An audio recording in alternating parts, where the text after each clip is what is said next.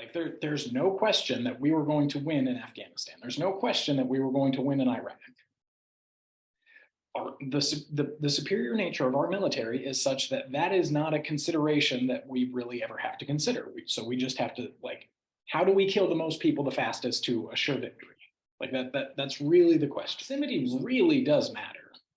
Here's politically, proximity really matters.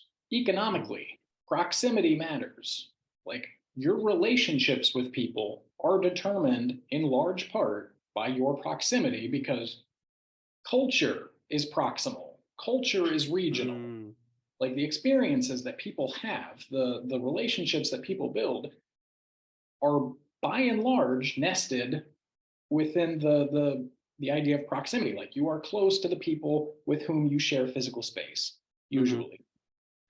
So when we've got, like, I remember one of the criticisms of one of the first Iraqi presidents that was elected was that he was pro-Iran.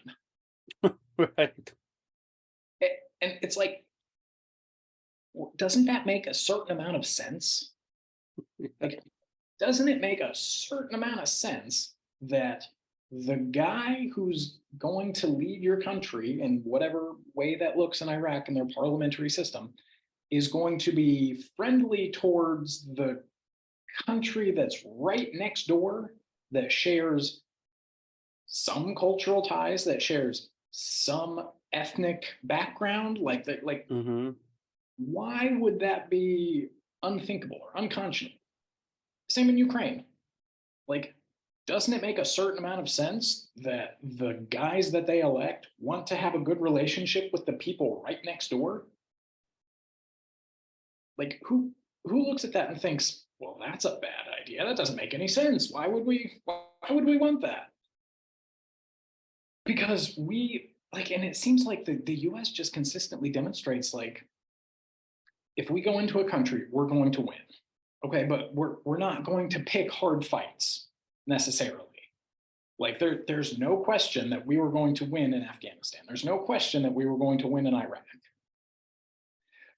The superior nature of our military is such that that is not a consideration that we really ever have to consider. So we just have to, like, how do we kill the most people the fastest to assure victory? Like, that's really the question. So when we go into these countries and we do this, like, the goalposts then get moved once we're there.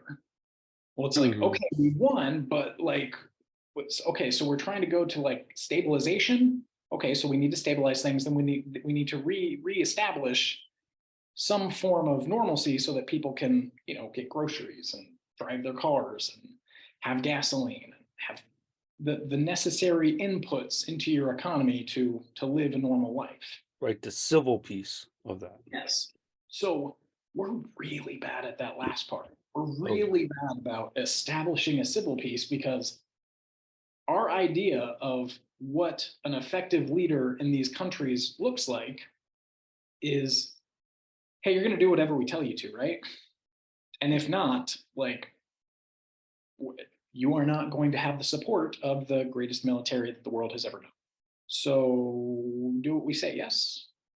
And, kill whoever you have to keep the peace with whomever. And I'm sure that's not going to engender any animosity or you're not going to create a whole new generation of terrorists that we're going to have to worry about. I'm sure none of that's going to factor in. You just do what we tell you, and, and then once we pull the plug, we'll definitely abandon you and leave you in a power vacuum. And then all those forces that the billions and billions and billions of dollars that we've been pumping into your country are just gonna come crashing in once we take that money out. So what we're demonstrating to countries with this sort of bipolar foreign policy is, like, we're not a reliable partner.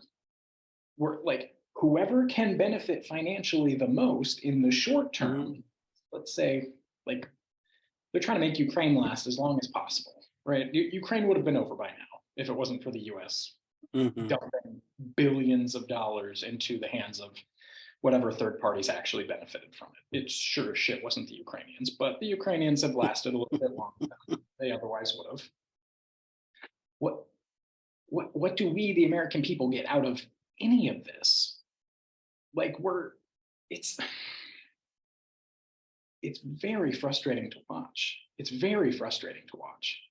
And to be here while it's happening is like, I can see the decisions that are made, and it doesn't directly connect in my mind. The decisions do not directly connect to the best interests of the American people, the best interests of the American public. Right.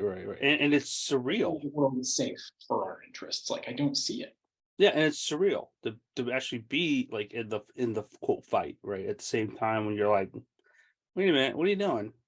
You know, there was I think it was 2012, you know, I was scope doping on some stuff, and you know, threat warning type of deal, Same here. you know, and it's like, hey, don't turn right.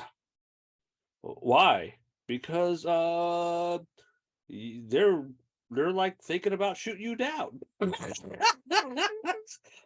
Don't turn right. And they're like, turn right. Did you misinterpret the word don't? Do I need to non-contract? Do not turn right. Let me try this again. Oh no, we got you. Like, okay. Just choosing to ignore you. You're choosing. Give me 1 second. I have to go to the bathroom. Okay.